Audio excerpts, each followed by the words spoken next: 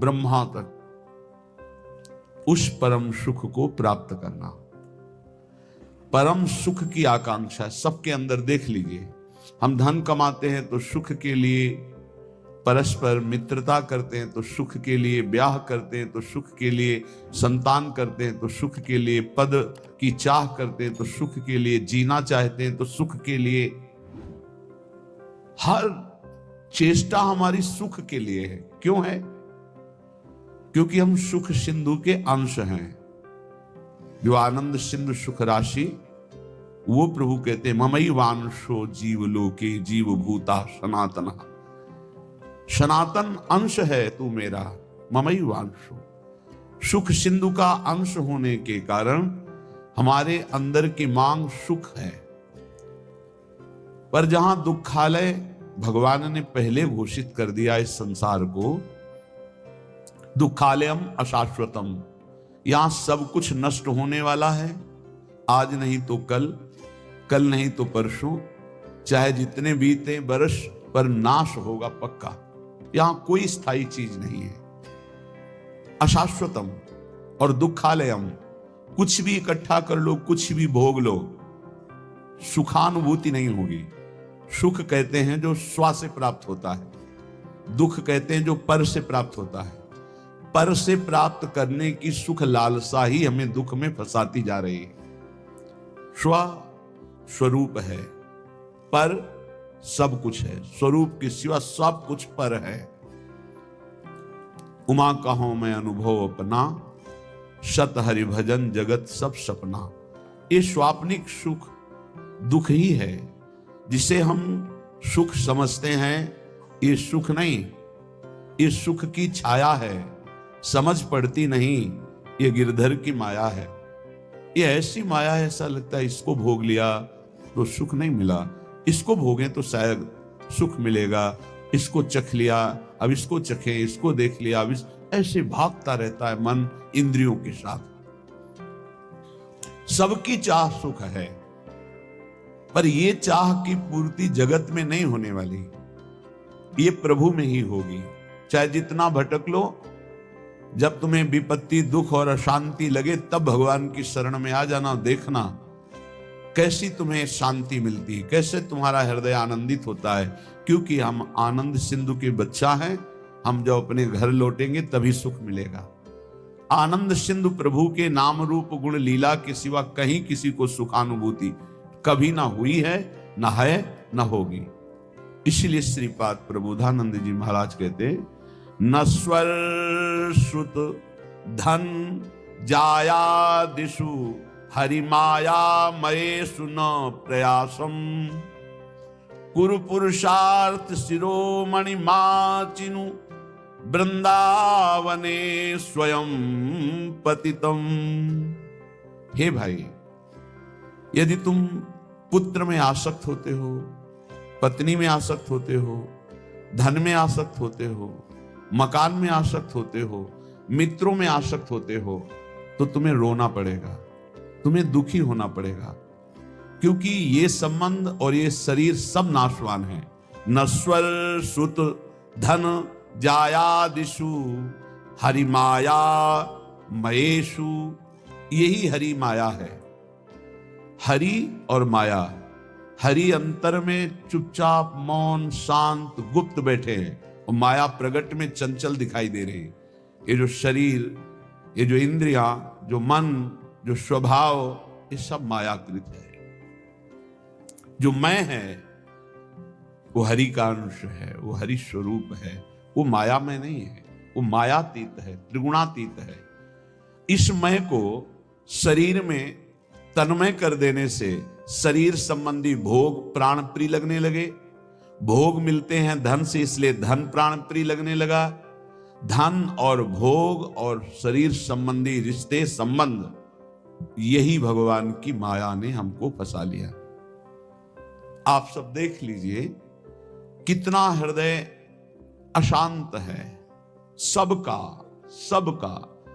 तुम्हें लगता है अमुक संख्या का धन मिल जाए, अमुक व्यवस्था हो जाए तो मैं शांत हो जाऊंगा। सही मानिए, आप जितना अंक सोचते हैं उतने से ज्यादा किसी के पास धन है, उससे ज्यादा व्यवस्था है, पर वो भी अशांत है। आ ब्रह्म स्तंभ पर्यंतम सर्वम मायामयम जगत, तिनके से लेके ब्रह्मलोक तक सब मायामय है। सत्यम सत्यम पुनः सत्यम हरिन नामैव केवलम, धन्य है जो सत्य सत्य पुनः सत्य हरिनाम में अपनी रसेंद्री को लगा दिया, वाकेंद्री को लगा दिया। नाम जपते हुए उसी का रसास्वादन कर रहे हैं हर समय। राधा राधा राधा, हरि हरि हरि, कृष्ण कृष्ण कृष्ण। उनका जीवन विवेक में प्रकाश में हो गया। वो देख पा रहे हैं कि अरे ये तो सब भ्रम है, जिसे मैं सुख समझ रहा था वो भ्रम है। जासु कृपा सब भ्रम मिट जाई, गिरजा सोई कृपालु रघुराई। कृपालु भगवान की कृपा से जीव ये बुद्धि में विवेक प्राप्त कर लेता है कि यहां कोई मेरा नहीं है, एकमात्र प्रभु सबके हृदय में विराजमान है। बस यहीं से उसका परम कल्याण प्रारंभ होता है, यहीं से उसका विश्राम प्रारंभ होता है, यहीं से उसे परमानंद की अनुभूति होती है। अन्यथा सब भटक रहे हैं, सब भटक रहे हैं। कुछ चंद्र मिनट ऐसे हैं जिनमें आप जो चाहो पाप कर लो या पुण्य कर लो, कोई रोकने वाला नहीं, कोई टोकने वाला नहीं। लेकिन इन चंद समय के बाद जो आपका परिणाम आएगा, फसल आएगी, वो आपको सुख और दुख प्रदान करेगी।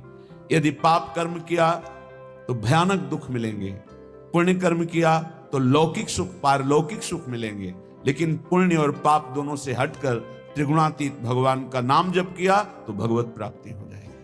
पाप और पुण्य दोनों आवागमन चक्र में फंसाने वाले ही हैं। एकमात्र भगवान का भजन ही जीव को इस आवागमन से मुक्त कर सकता है, दूसरा कोई उपाय नहीं। हरि भजन्ति नरा, जो हरि भजते हैं भव सागर तरंति, वही संसार समुद्र से पार होते हैं। इसलिए श्रीपाद कह रहे हैं, नश्वर ये पुत्र पत्नी मकान धन नाना प्रकार के व्यवहार संबंध, ये नहीं कह रहे कि इनको छोड़ करके भागो, नहीं, इसमें शाश्वत प्रभु विराजमान, उनको देखो, सब में भगवत भावना करो, इनसे राग मत करो, इनसे अनुराग करो। राग होता है देह से, अनुराग होता है भगवान से। सब में प्रभु बैठे, ऐसी भावना से व्यवहार करो, खूब नाम जप करो। और ये भाव कहां से आएंगे? बोले आ जाओ श्रीधाम वृंदावन।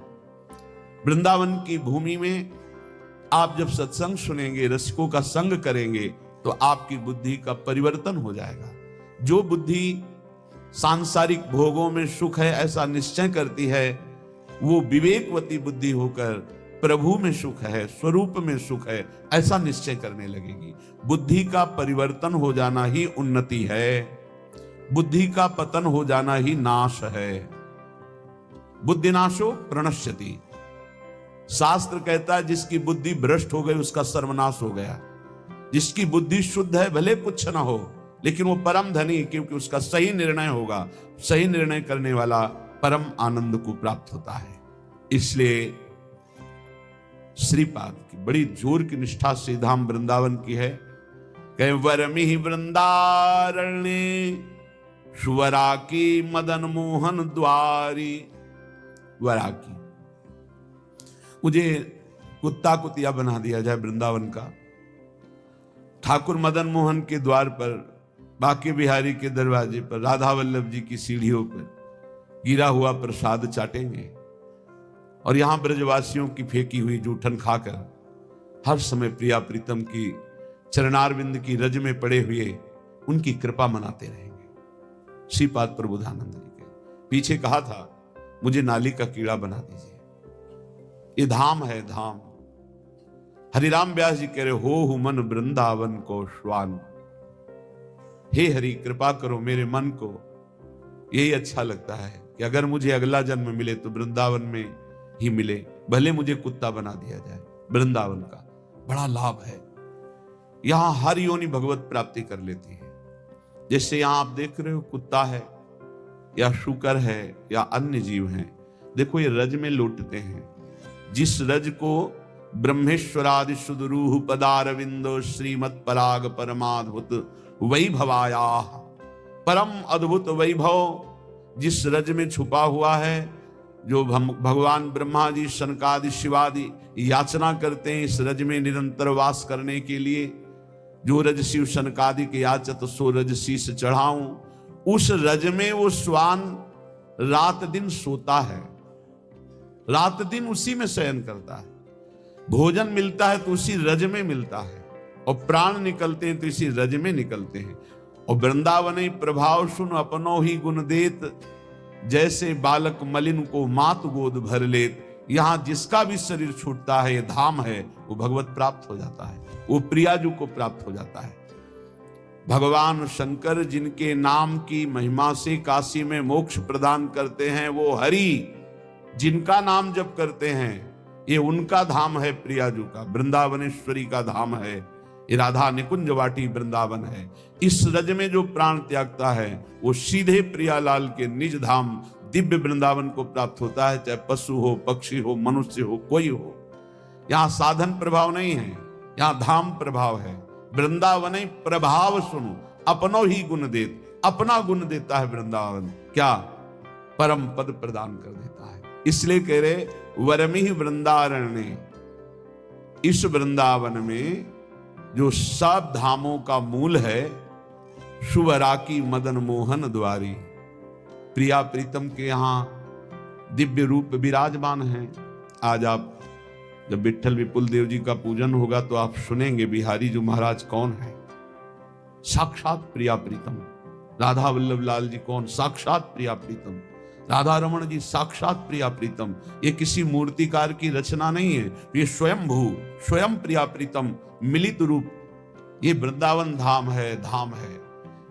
नेत्र पावन नहीं इसलिए तुम्हें मूर्ति नजर आ रही नहीं, तो राधा रमण जी, राधा वल्लभ जी, राधा बाके बिहारी जी साक्षात प्रिया प्रीतम विराजमान है। इनके दरवाजे में इनकी जूठन मिलती रहती है, हम तो धन्य मानते। एक बार किसी भक्त ने प्रश्न किया था, आप राधा नाम की इतनी महिमा करते हैं, ये वृंदावन के भिखारी लोग राधे राधे बोलते हैं, एक एक 10-10 रुपया मांगते हैं, तो क्या इस विषय में आपका क्या विचार है? क्या इनका सही चरित्र है? राधा राधा कह के, राधे राधे कह के रुपया मांगते हैं।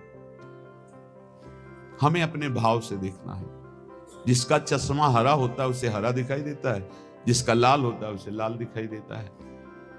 हमारा चश्मा भाव का है। भावोत्सवेन भजताम रस कामधेनु।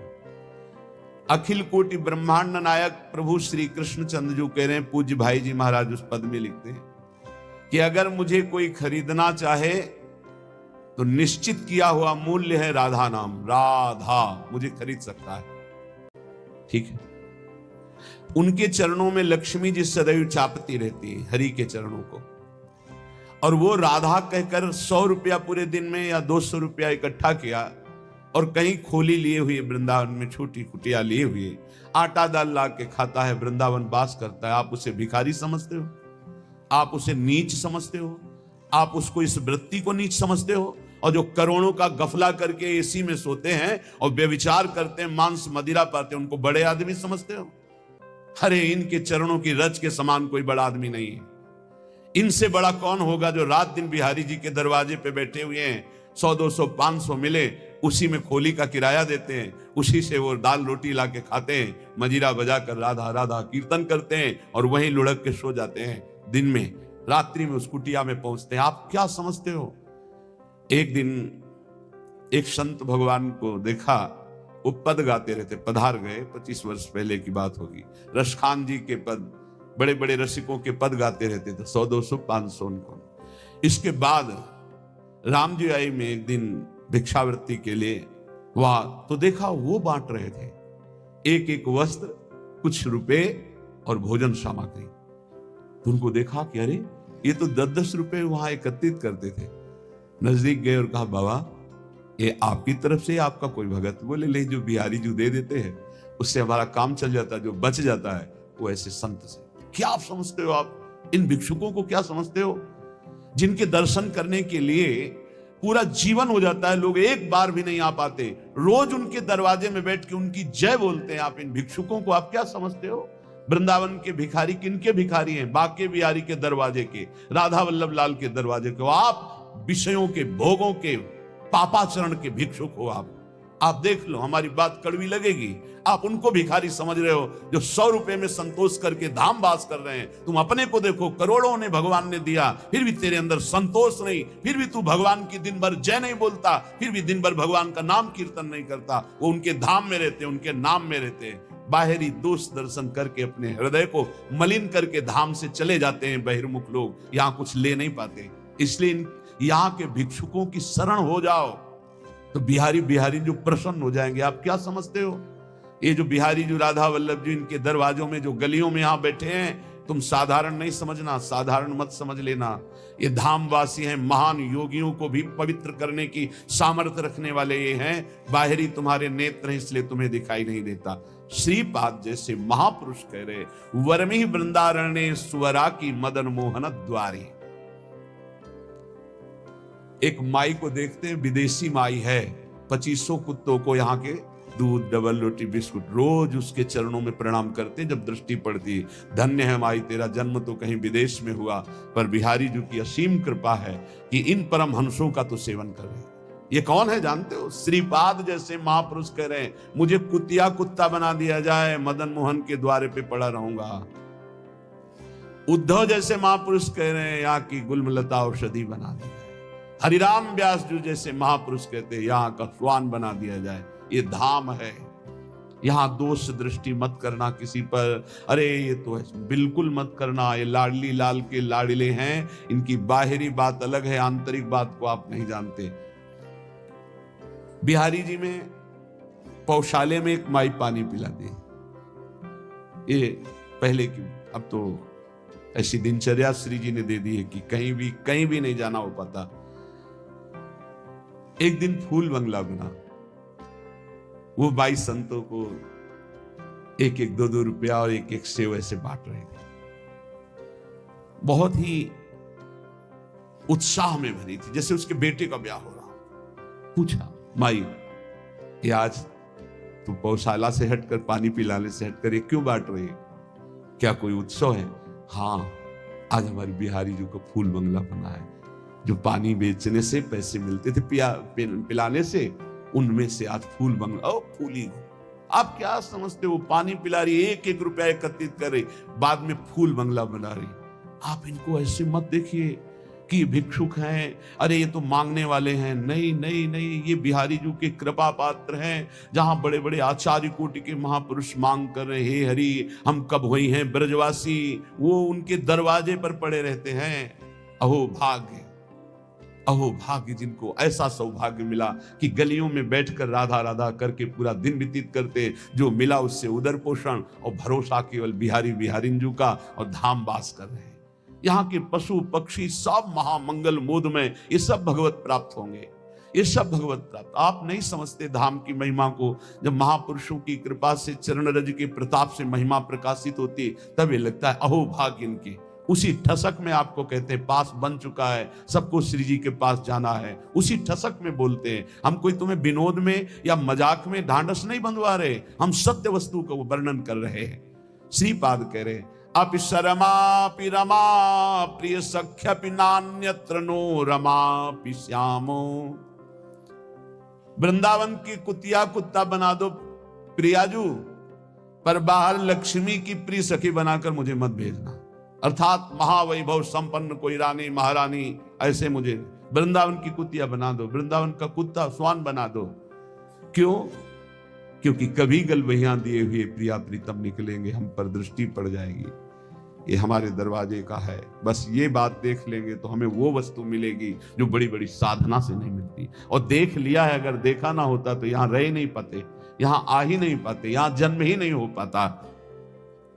उत्तीर्य विष्णु मायामपि, अरे वृंदावन में बैठे हो आप। ओहो, कभी कभी एकांत में जैसे से चिंता, वृंदावन धाम में आह्लाद ही आह्लाद से हृदय भर जाता। कितनी अपार कृपा, कहां नारकी क्षेत्रों में प्रकट होने वाले जीव, और कहां परम धाम वृंदावन में जीवन व्यतीत हो रहा है। ओहो कैसी अपार कृपा। नारकी इसलिए बोला, जहां ना राम कृष्ण हरि की कोई शुद्ध ही नहीं, केवल रुपया, केवल भोग सामग्री, केवल लड़का बच्चा परिवार, हमें भगवत प्राप्ति करनी, भजन करना है, मानव जीवन का क्या लक्ष्य, कोई शुद्ध ही नहीं है। तो जिन हरि भगत हृदय नहीं आनी, जीवित सब समानते, मुर्दे के समान जीवन व्यतीत हो रहा है, नारकी गतियों की प्राप्ति होती है। उत्तीर्ण विष्णु मायामपि, धाम में जो वास करते हैं विष्णु माया से उत्तीर्ण हो जाते हैं। आनी है, ये आनी है, धाम की मर्यादा है, ये महिमा है। यहां जो वास करते हैं भगवान की माया से मुक्त हो जाते हैं। धाम का प्रभाव, यहां की रज का प्रभाव। एक बार सत्संग में सुनाया था, एक बहुत बड़े ज्योतिषाचार्य अपने मित्र के साथ श्रीधाम वृंदावन की भूमि में प्रवेश किए। उनके मित्र कहते थे कोई चमत्कार दिखाओ अपनी ज्योतिष का, आप तो बड़े भारी ज्योतिषाचार्य हैं। अचानक एक आदमी के ऊपर दृष्टि पड़ी, वो थैला लिए यात्रा में आया था, धाम यात्रा। समय से गणित लगाया, कोई परिचय नहीं, बस समय से, और कहा इसकी कल मृत्यु होगी और इसके कर्मानुसार इसको अधोगति प्राप्त होगी, प्रेत योनि को जाएगा। कल 12 बजे इसकी मृत्यु होगी, इसको सांड मारेगा, बैल मारेगा और मर जाएगा। तो उनका कल तक इस आदमी का पीछा करूंगा, जहां ये रोकेगा आसपास रुकूंगा, जहां चलेगा चलूंगा, देखूंगा तुम्हारी ज्योतिष सत्य है कि नहीं। तो उनका परम सत्य है, तुम देख लेना कल 12 बजे मारा जाएगा। ठीक उनका अनुसरण किया, वो बाहर से आए हुए यात्री थे। ठीक 12 बजे एक सांड जिसके बगल से वो निकले, वो एक मिट्टी के पिंड में वो खूब ऐसे खेल करके आया था, तो सींगों पे उसके रज लगी थी। काल स्वरूप एकदम हुआ, दौड़ा, ऐसे मारा, पूरा पेट में ऐसे सींग घुस गई, उठा लिया, पटक दिया, चल दिया। अब वो आश्चर्यचकित ज्योतिषाचार्य, भजनानंदी, गायत्री अनुष्ठान करने वाला, पवित्र दृष्टि वाला, धाम की कृपा से उसने देखा कि वो दिव्य तेजोमय होकर के वो भगवत स्वरूप में विलीन हुआ। वो बड़ा आश्चर्यचकित, दोनों जो उनका मित्र था उसने कहा तो बड़ी खुशी की बात, आपने जो जो बात कही वो बात हो गई। बोले तुम प्रकट बात देख रहे हो, मैं उसे नहीं देख रहा, मैं ये देख रहा हूं कि इसकी दुर्गति होनी थी और ये तेजोमय होकर के कैसे विलीन हुआ। अब इस बात के लिए वृंदावन के किसी रसमर्मज्ञ की जरूरत है, तो किसी रसिक से मिले। उन्होंने कहा कि मैं बहुत बड़ा ज्योतिषाचार्य हूं, आज तक मेरी ज्योतिष मिथ्या नहीं हुई, पर आज मिथ्या होते दिखाई, इसकी दुर्गति होनी थी, ये तेजोमय होकर कैसे विलीन हुआ। तो उन्होंने कहा जिस सांड ने मारा उसकी सींग पर रज थी, जब पेट में मारा तो उसके पेट में रज गई, और जे भी प्राण छूटे तो रज के प्रभाव से वो भगवान को प्राप्त हो गया, उसे भगवत प्राप्ति हो। ये वो धाम है, घोर पापाचारी को भी परम पद प्रदान कर दे। उत्तीर्ण विष्णु मायामपि, भगवान की माया से मुक्त होने के लिए सहज करुणा बरस रही। अगर भगवान ने माया का खेल रखा है तो उससे मुक्त होने के स्थान भी बना दिए। मोक्ष चाहिए तो जाओ काशी में, मरने के लिए टिक जाओ कि मृत्यु पर्यंत आमरण काशी वास करूंगा, पक्का मोक्ष हो जाएगा, इसमें कोई संशय नहीं। भगवान मच्छर को भी मोक्ष पद प्रदान करते हैं, भगवान शिव वहां मच्छर को भी। एक बार एक सिद्ध महापुरुष के पास कुछ लोग चल रहे थे काशी में, तो गटर में देखा कीड़े बिल, तो कहा गुरुदेव क्या इनको भी मोक्ष प्राप्त होता है? ये भी तो काशी में है। मान लो अपने लोग वेदांत पढ़ रहे हैं, साधना कर रहे हैं, मोक्ष प्राप्त हो जाए वो तो, लेकिन क्या इनको भी प्राप्त होता है? कहते काशी में सबको प्राप्त होता है। तो उन्होंने स्पर्श किया और कहा आप देख, तो देखा जितना कीड़ा मर रहा था सबको भगवान से उपदेश कर रहे हैं, सबको नाम का उपदेश करके मोक्ष पद पर सब दिव्य रूप से अपने स्वरूप में स्थित होते जा रहे हैं। ऐसे इस धाम की महिमा दिखाई गई। जो जीव शरीर छोड़ता है तो ये दिव्य सखियां के राधा नाम सुनाती हैं और वो प्रियालाल को प्राप्त हो जाता है। ये धाम की महिमा। उत्तीर्ण विष्णु मायामपि, जो धाम का आश्रय ले लेता है वो माया मुक्त। धाम का वास करना अखंड और धाम का आश्रय ले लेना दोनों समान हैं। जो वास नहीं कर सकते वो आश्रय ले ले, प्रियाजू के चरणों की शरणागति, धाम का आश्रय, राधा नाम का जप, अच्छे आचरण, बाहर रहकर भी आपको धाम की ही प्राप्ति होगी। जो धामवासी की गति होती है, आश्रय आपने धाम का लिया,